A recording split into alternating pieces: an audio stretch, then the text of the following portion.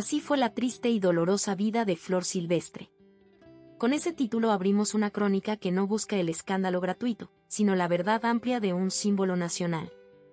Esta es la historia de Guillermina Jiménez Chaboya, la voz que acaricia, la presencia que llenaba la pantalla, la figura que definió, con Antonio Aguilar, una de las dinastías más queridas de México, contada de principio a fin, sin atajos, con los matices que a veces la memoria pública alisa por comodidad.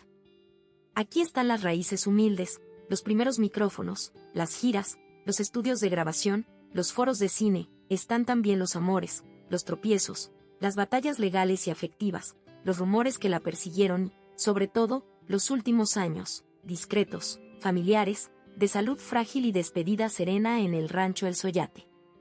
La premisa que guía este documental es simple. Respetar el orden de los hechos como la propia trayectoria los fue instalando en el imaginario, ampliar cada etapa con contexto, nombres y lugares, y diferenciar con claridad lo documentado de lo rumorológico. Porque Flor, aun siendo una estrella, eligió la discreción. Su silencio ante ciertas preguntas no es vacío, es criterio. Nuestro trabajo es bordear ese silencio con cuidado, reconstruyendo lo que sí dejó dicho en entrevistas, lo que muestran actas de época, programas de radio, carteles de cine y testimonios de quienes trabajaron con ella. Nombrada por la prensa con títulos que decían tanto de su timbre como de su aura, la sentimental, la voz que acaricia, alma de la canción ranchera, la reina de la canción mexicana, Flor Silvestre encarnó una mezcla poco común, dulzura sin blandura, temple sin dureza, un canto que parecía confidencia y, al mismo tiempo, se proyectaba hasta el último asiento del teatro. Nació en Salamanca, Guanajuato, el 16 de agosto de 1930 y murió en Villanueva, Zacatecas, el 25 de noviembre de 2020. Entre esas dos fechas cabe medio siglo de radio, cine, giras, discos y familia. Este recorrido está seccionado en capítulos extensos, pensados como bloques narrativos para un audiovisual de larga duración. Cada capítulo avanza con transiciones cuidadas, de la infancia al micrófono, del set al palenque, de la vida sentimental a la rumorología, de la viudez a la muerte y al duelo público. La meta no es congelar una estampa, sino mostrar el movimiento. Como una niña de barrio se volvió voz nacional, como esa voz sostuvo una familia y un estilo, como el país la adoptó como símbolo, y como, al final, se le despidió con el respeto que se reserva a los suyos. Y sí, habrá un capítulo de lo que nunca contaron, esa zona donde la farándula hizo su agosto con amores atribuidos, rencillas, celos y habladurías. Estará, como debe, acotado, contextualizado y contrastado. Porque también ahí se juega la percepción de un mito, en lo que se dijo de él, además de lo que hizo. Abrimos, entonces, el telón. Que suene la primera trompeta. Regresamos a la casa donde todo empezó. Infancia, familia y primera escuela, el hogar como conservatorio. En la casa de la familia Jiménez Chaboya, la música no era una aspiración lejana, era un hábito. Don Jesús Jiménez Cervantes, carnicero de oficio, y doña María de Jesús Chaboya Peña sostuvieron un hogar numeroso donde el trabajo y la fe daban estructura a la semana, y donde el canto, más que espectáculo, era lenguaje doméstico. Allí, Guillermina fue la tercera de 7, Francisco, Pancho y Raquel la precedieron, después llegaron Enriqueta, la prieta linda, José Luis, María de la Luz, Mary y Arturo. La convivencia, intensa como en cualquier familia grande, fue también una primera escuela, un coro espontáneo de voces que aprendían a escucharse para no pisarse. El barrio enseñó lo que ninguna aula ofrece. Oído para la calle, para los pregones, para los ecos de serenata. A falta de clases formales, la niña afinaba copiando canciones de la radio y repitiendo lo que escuchaba en fiestas comunitarias. La familia, con pocos recursos pero mucha cohesión, supo detectar que no se trataba solo de una afición pasajera. La voz de Guillermina tenía colocación natural, afinación certera y esa extraña cualidad del fraseo que vuelve propias palabras ajenas. No tardaron en llegar las pequeñas representaciones escolares y los actos parroquiales. Allí apareció otro rasgo que perduraría: presencia. No era solo cantar, era entrar, sostener la mirada, decir el verso sin apurar, dejar que el silencio hiciera su parte. Esa intuición escénica, que décadas después sostendría primeros planos cinematográficos, estaba ya en la niña que guiaba una pastorela o proponía un parlamento. la economía familiar imponía límites y enseñanzas. Había que combinar escuela, encargos domésticos y favores pagados a los vecinos. En ese reparto del tiempo, el canto se mantuvo, tercamente, como refugio y horizonte. Los padres no se opusieron, pusieron condiciones: respeto a los mayores, cuidado de la reputación, prudencia en los trayectos. En la biografía de muchos artistas de la época hay una batalla con la familia, en la de Flor hubo conversación y arreglo. La adolescencia fue, como suele, un puente. Crecieron las ganas de probarse fuera del círculo conocido y, con ellas, los primeros contactos con espacios donde la música ya era oficio: salones, carpas, teatros populares.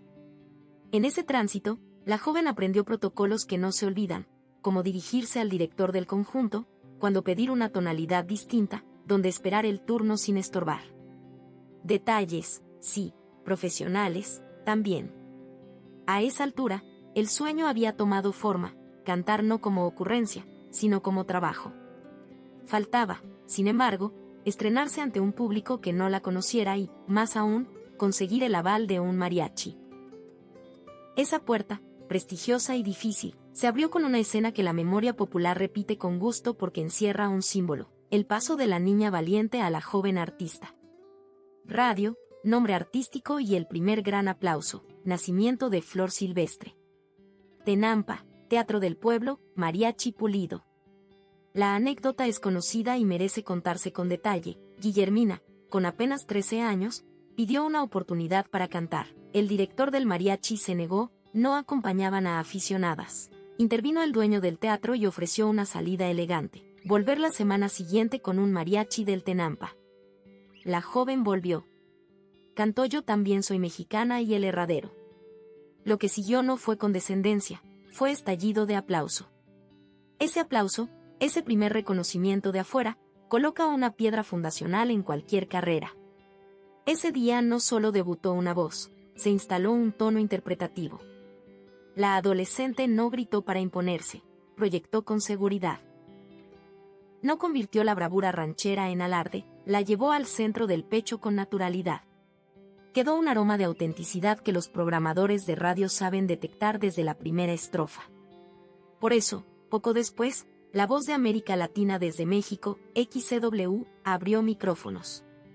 En esa cabina, donde se bautizaban carreras, la joven fue ganando espacio.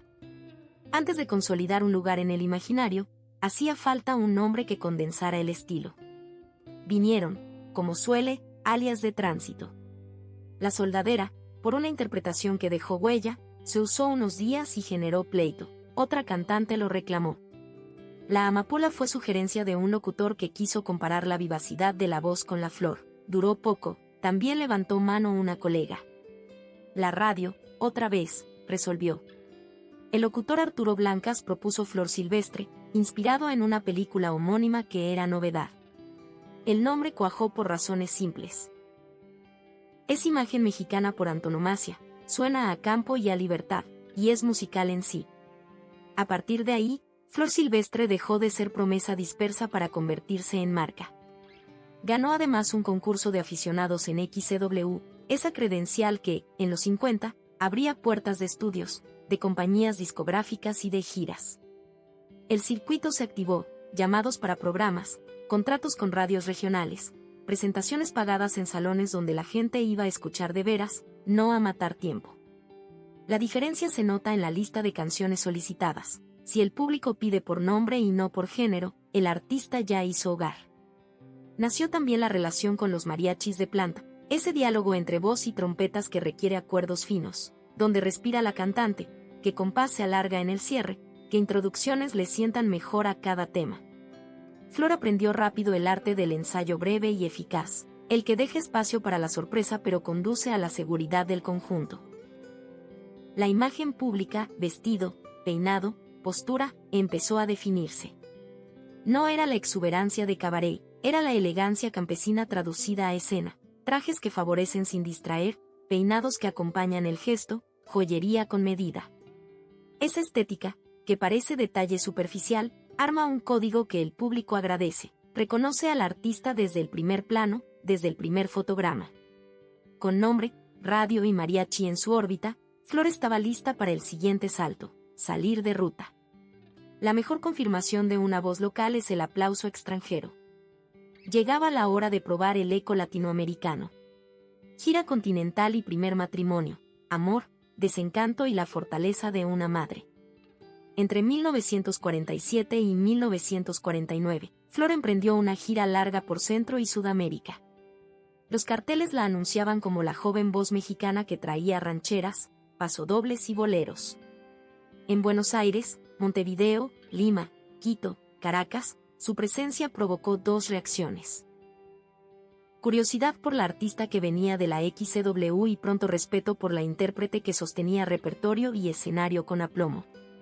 En Argentina, el reconocimiento de figuras consagradas, como Hugo del Carril, la colocó ante públicos masivos.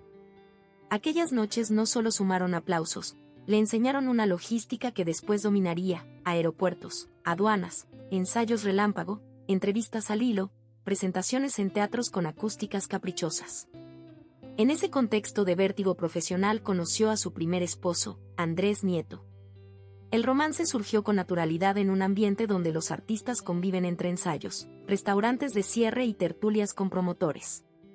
El carácter fuerte y decidido de Nieto resultó, al principio, atractivo para una joven que llevaba años tomando decisiones a contrarreloj.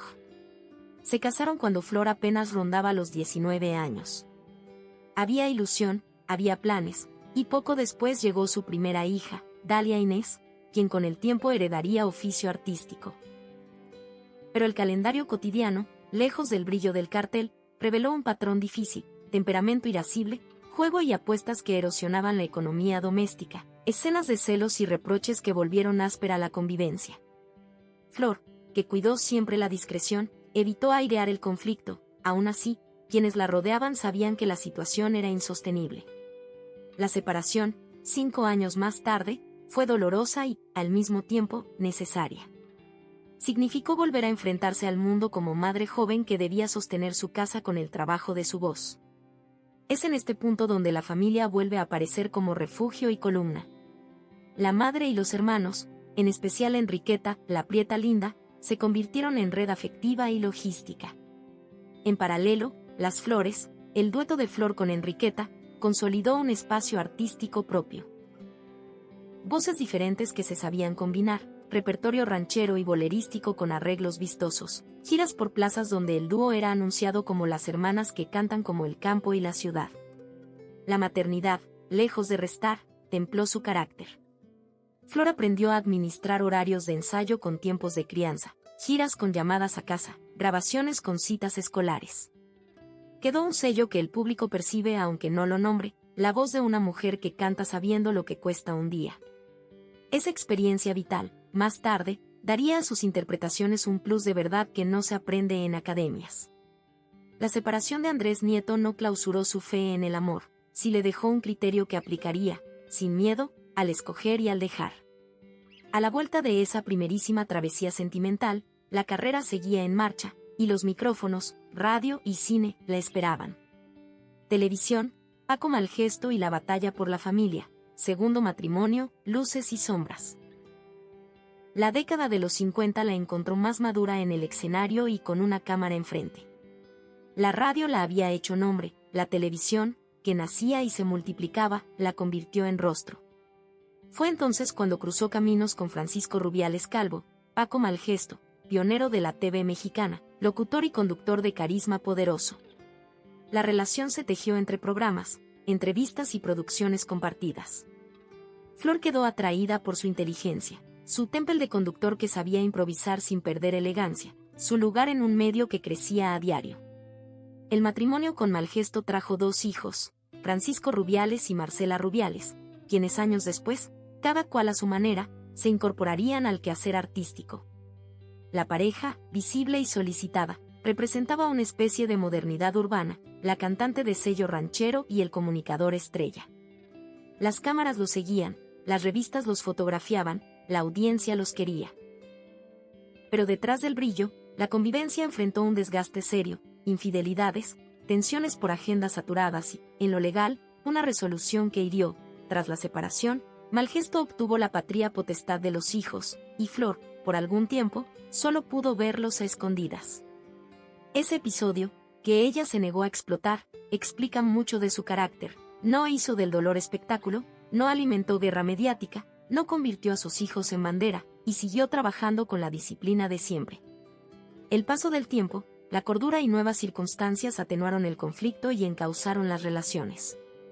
Los lazos con sus hijos se normalizaron, y aquella herida íntima se convirtió en parte de su biografía silenciosa, esa que la prensa no alcanzó a contar con justicia y que, sin embargo, está en el tono de ciertas interpretaciones suyas, más graves, más hondas. La televisión, mientras tanto, la consolidó como figura nacional. Conducía, cantaba, presentaba a otros, y fue identificándose con una manera de estar frente a la cámara que combinaba cercanía y recato. No había estridencia, había una firmeza dulce que el público reconocía como sello. Para una mujer que venía de la radio y del teatro popular, dominar ese nuevo medio fue una prueba superada con nota alta. En paralelo, su carrera en el cine crecía. La época de oro todavía respiraba con vigor, y Flor participó en producciones donde su canto y su presencia reforzaban el arquetipo de la mexicana fuerte y sensible. Títulos como Primero soy mexicano y Ánimas Trujano la inscribieron en el acervo visual del país. Rostros nobles, miradas que sostienen plano, escenas donde el canto no es número aislado, sino parte del drama. Aprendió en los sets lo que toda actriz debe, escuchar al director, amoldarse al lenguaje de cámara, guardar la energía para la toma buena, convivir con equipos numerosos, estar lista a las 5 de la mañana sin perder el tono. Ese oficio la haría, después, socia perfecta de un actor cantante productor con el que, ahora sí, armaría familia y empresa por casi medio siglo. En resumen, los 50 fueron luces intensas y sombras largas, pantalla chica y grande, amor con comunicador famoso, hijos pequeños, pelea legal, resiliencia. La mujer que saldría de esa década sería, ya, una artista completa y una persona con cicatrices bien llevadas. Estaba lista para el encuentro que le cambiaría la vida.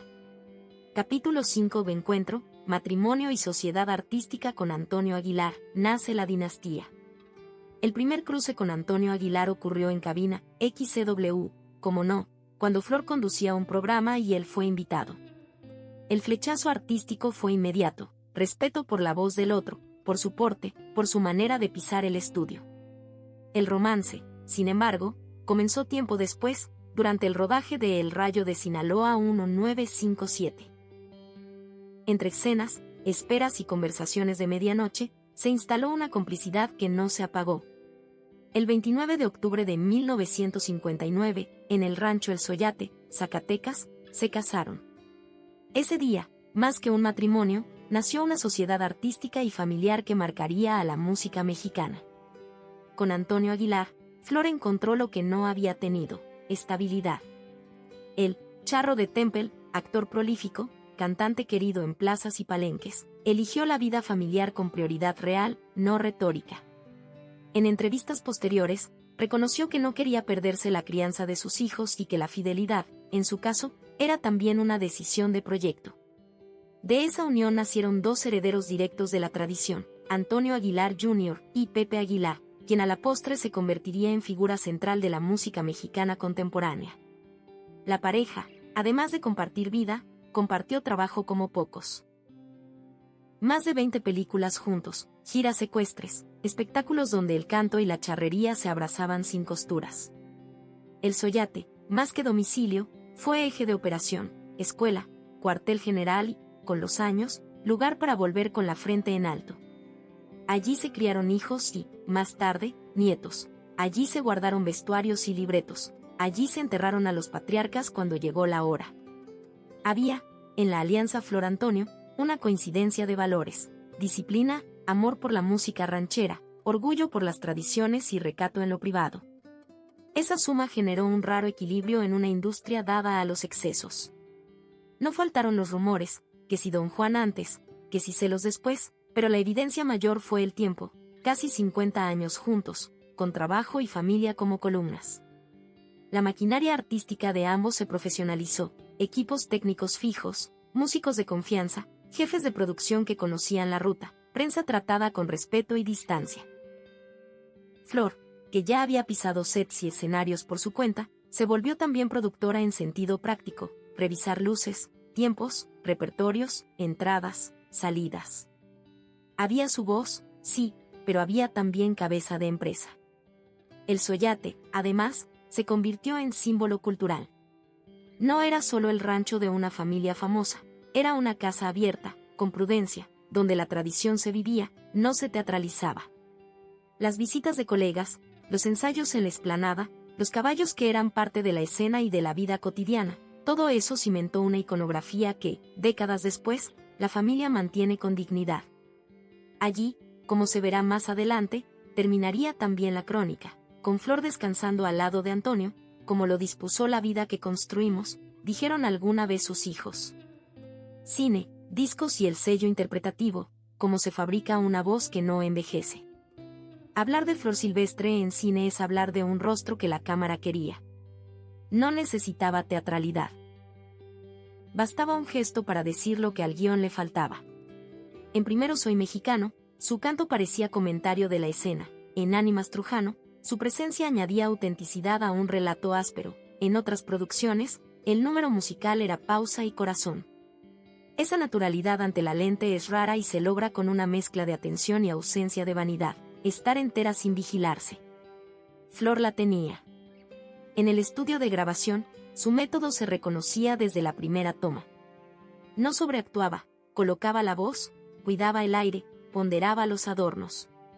Cielo rojo, cruz de olvido, mi destino fue quererte, imposible olvidarte y tantas más Esosti. Ruth el secreto de su vigencia. Las versiones no envejecen porque no cargan modas pasajeras. El repertorio que eligió, y el que a ella le eligieron, tejió una geografía afectiva. Hay canciones que suenan a sala, a patio, a plaza de pueblo, otras, a carretera de gira. Esa distribución de espacios emocionales no es azar, es curaduría.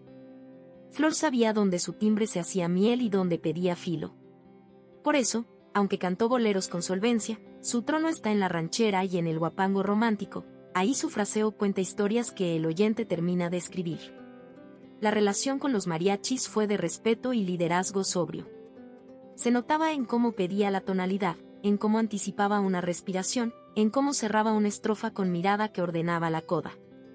Esa conducción fina, sin grito, da seguridad a un conjunto y se oye, los metales responden, las cuerdas arropan, la vihuela sostiene. Los discos, por su parte, mostraron coherencia estética a lo largo de décadas.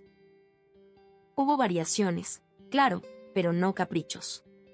Nunca persiguió tendencias de moda para actualizarse a la fuerza. Mantuvo una línea de elegancia sin ornamento excesivo.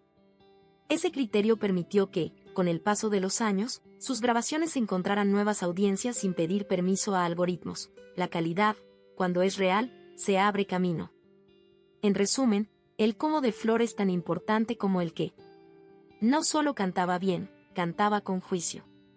Ese juicio, invocado sin solemnidad, explica que su nombre se haya vuelto garantía de emoción sin estridencia.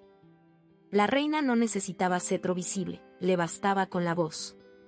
Lo que nunca contaron, versión de farándula a amores atribuidos, celos, rencillas y silencios. Toda biografía pública convoca su propia nube de rumores. En la de Flor, discreta por convicción, esa nube fue persistente. Circularon historias sobre amores prohibidos en su juventud con actores y cantantes de renombre, algunos comprometidos. Ella jamás confirmó nada. El silencio, que en otros casos incendia, en su caso apagaba. Aún así, las revistas de espectáculos de la época repitieron versiones que, con los años, se volvieron anécdotas de sobremesa sin documento que las sostenga. El matrimonio con Paco Malgesto dejó, como ya se dijo, heridas íntimas y un episodio legal duro. La farándula lo convirtió en saga, peleas fuertes, escenas de celos, estrategias para ver a los hijos. Hubo verdad y hubo exageración. Lo que sí puede afirmarse es que la separación implicó un costo afectivo que Flor eligió no capitalizar mediáticamente. Esa ética, no vender el dolor, la acompañó hasta el final. Uno de los rumores más sabrosos de la prensa rosa fue su fanatismo por Julio Iglesias. Ella misma confesó, con humor, que compraba todos sus discos y los escuchaba sin descanso, lo cual habría generado alguna escena de celos con Antonio Aguilar. Flor lo aclaró: admiración artística, no sentimental. Pero el titular ya estaba servido, y durante semanas corrió el estribillo Antonio Aguilar celoso de Julio Iglesias, esa media verdad que la propia protagonista desmontó. Se mencionaron también rencillas profesionales con otras cantantes por contratos, horarios y papeles en cine. Nada que el oficio no conozca. Dos nombres para un mismo cartel siempre producen tensión. La mayoría de esos choques se resolvieron como se resuelven las agendas, con intervención de representantes y promotores. Convertirlos en enemistades épicas es tentación del chisme, sostener que definieron carrera sería falso. La vida en pareja con Antonio Aguilar, por su duración y por el carácter de ambos, no estuvo libre de pruebas. La farándula, que adora derrumbar castillos, buscó grietas. No encontró más que lo humanamente esperable: discusiones, ajustes, negociaciones. Lo excepcional fue lo que sí hubo: lealtad al proyecto común, protección de la intimidad, prioridades claras. Este capítulo, necesario para cubrir lo no contado, se cierra con una precisión. Flor manejó su relato privado con una mezcla de firmeza y ternura. No desmintió a gritos, no exhibió a nadie, no buscó pleitos para ganar foco. En esa serenidad hay una forma de poder, el de quien confía en que el trabajo hablará más fuerte que el murmullo. Viudez, salud y retiro pausado, los años de la casa y el legado en marcha. El 19 de junio de 2007 murió Antonio Aguilar. México entero lo despidió con mariachis, honores y lágrimas.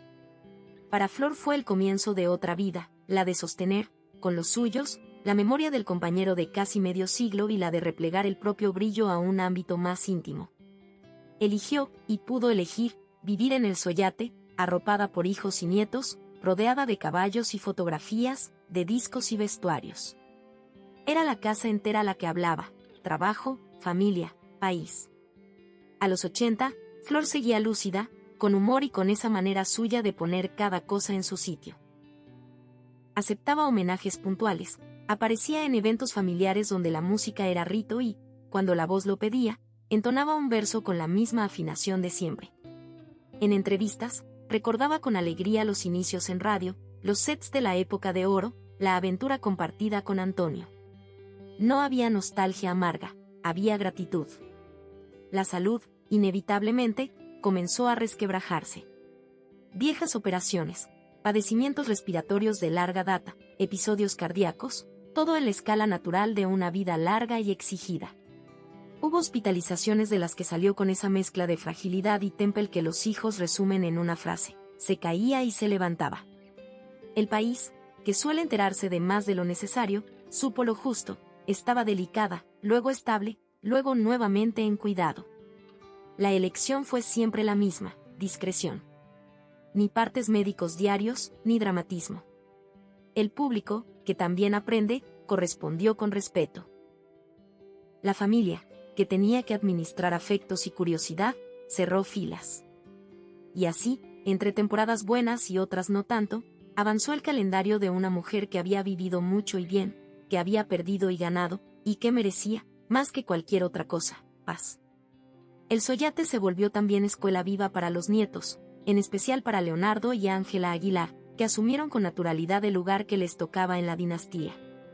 Flor, abuela orgullosa, veía en ellos el relevo con una mezcla de rigor y ternura. No hubo imposiciones, hubo ejemplo.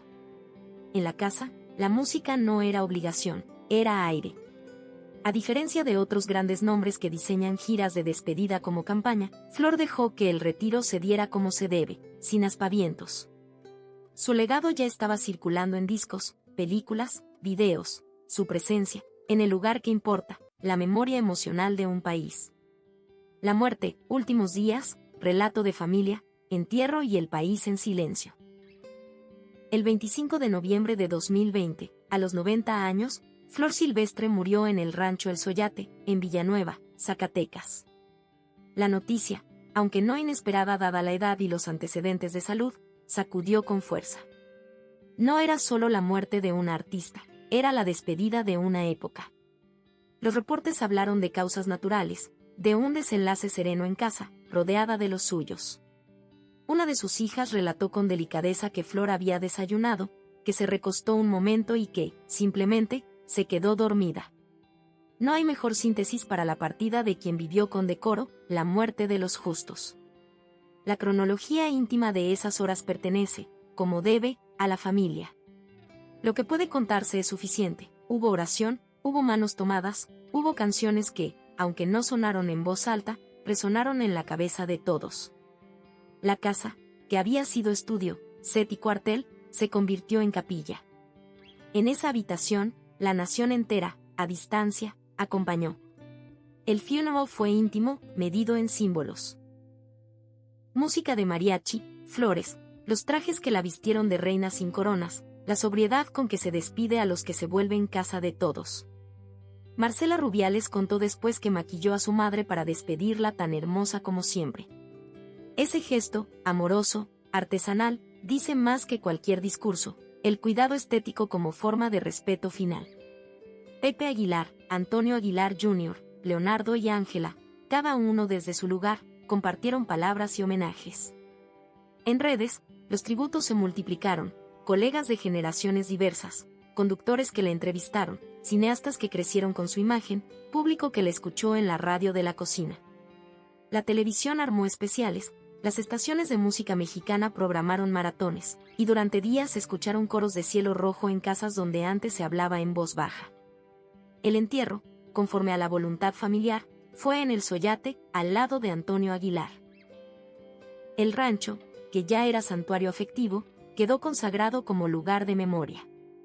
No hizo falta el mausoleo urbano, la tierra de Zacatecas, dura y noble, bastaba para sellar una historia que había elegido el campo como estética y como raíz. Como pasa siempre con los grandes, a la par de la pena aparecieron versiones menos discretas, que si el estado de salud venía peor de lo dicho, que si hubo decisiones apresuradas, que si el anuncio se retrasó unas horas para ordenar la logística. Rumores previsibles ante cualquier muerte pública. La familia, fiel a la línea de toda la vida, no entró en polémica, agradeció, pidió respeto y siguió con los ritos.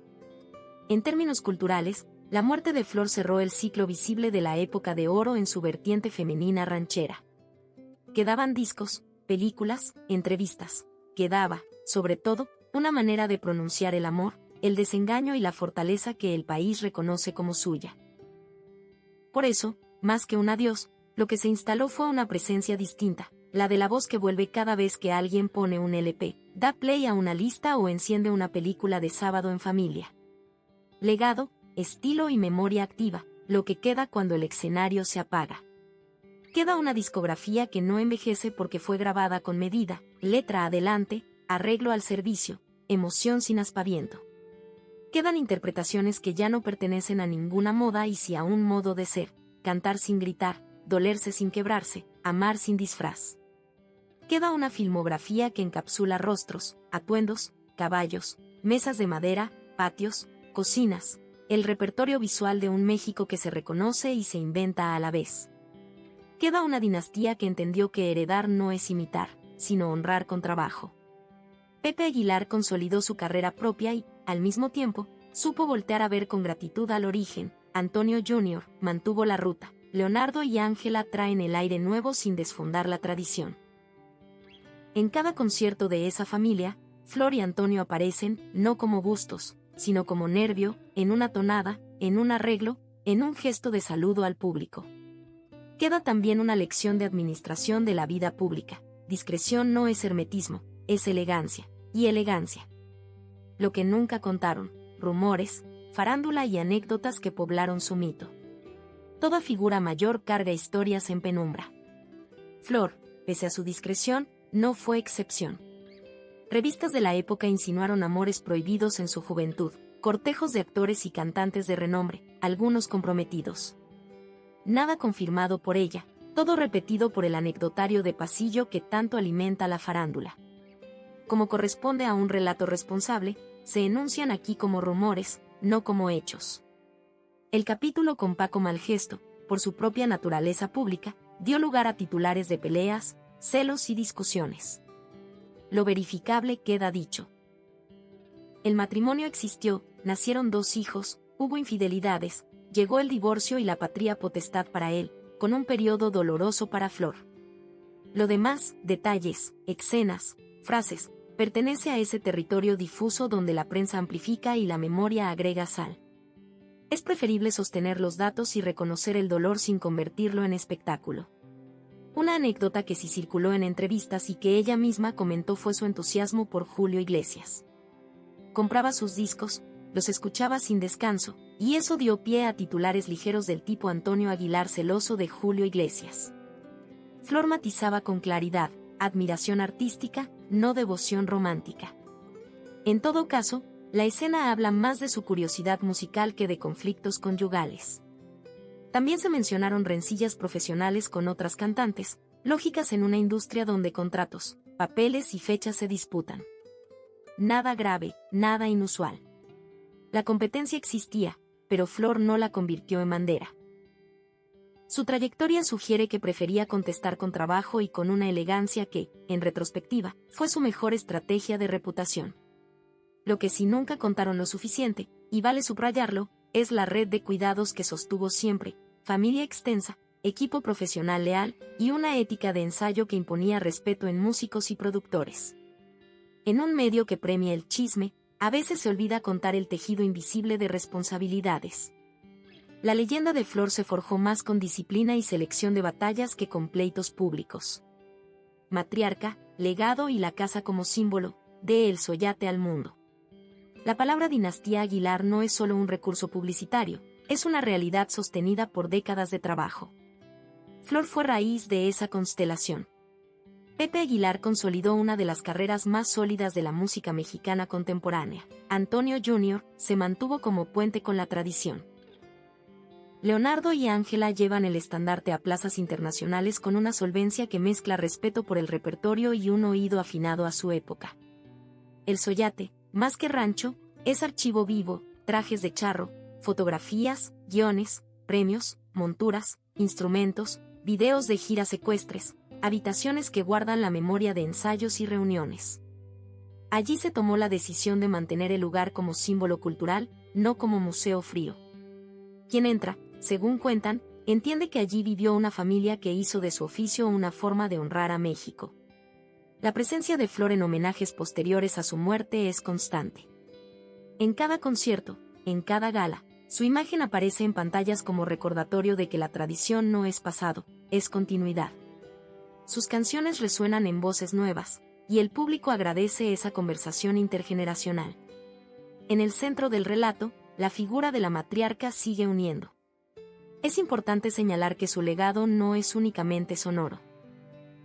En el cine dejó una estela de personajes que definieron una manera de mirar a la mujer mexicana, firme, amorosa, capaz. En la música dejó un timbre reconocible, cálido, afinado, dueño del aire y una escuela de interpretación que prioriza la palabra sobre la acrobacia vocal. En la ética profesional dejó ejemplo de puntualidad y entrega. El legado también es intangible, una forma de entender el éxito sin perder la compostura, de sostener la familia sin renunciar a la carrera, de envejecer con dignidad, cediendo el foco sin resentimiento. En un mundo que a veces celebra el ruido, Flor dejó como enseñanza mayor el valor del silencio oportuno. ¿Por qué Flor Silvestre seguirá viva mientras México cante? Así fue la triste y dolorosa vida de Flor Silvestre se reveló, al final, como una vida completa. Hubo pobreza y oportunidad, amor y traición, fama y trabajo, golpes y resiliencia, risas y lágrimas, aplausos y silencio. Hubo, sobre todo, canciones que aprendieron a decir lo que mucha gente necesitaba oír, y personajes de cine que enseñaron a mirar con respeto la fuerza femenina. Su muerte cerró una época, sí, pero su voz sigue viva en discos, plataformas, películas y, sobre todo, en la memoria afectiva de un país. Cada vez que un mariachi toca Cielo Rojo, cada vez que una familia vuelve a ver una película donde ella entra cantando sin pedir permiso a la trama, Flor regresa. No como fantasma, sino como parte del equipaje cultural que México lleva con orgullo. Si el documental prometió contar la muerte como nunca, era para subrayar la forma en que eligió irse, sin drama, sin marquesina excesiva, en casa, junto a su amor, abrazada por sus voces queridas. Y si prometió contar la vida con mayor profundidad, era para recordar que detrás de cada estampa hay trabajo y detrás de cada rumor, una mujer de carne y hueso que prefirió la elegancia a la estridencia. Ese es el legado de Flor Silvestre. Una lección de estilo, de ética y de amor por la tradición. Una invitación a cantar sin vergüenza y a vivir con dignidad.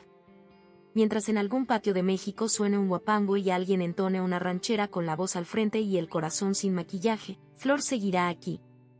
La muerte de Flor Silvestre como nunca te la contaron es, en realidad, la historia de una vida vivida con entereza. Infancia humilde, primeros éxitos, amores complejos, maternidad con costos, consagración en cine y música, alianza irrepetible con Antonio Aguilar, últimos años en paz, partida serena y un legado que hoy sostiene una dinastía. Detrás de la estrella hubo una mujer que eligió la sobriedad como estilo y la constancia como método. En tiempos de ruido, esa elección es revolucionaria. Si este recorrido te aportó una mirada más amplia y profunda sobre Flor Silvestre y su legado, suscríbete al canal para acompañarnos en los próximos documentales donde seguimos contando, con respeto y sin recortes, las historias completas de la música que nos hizo quienes somos.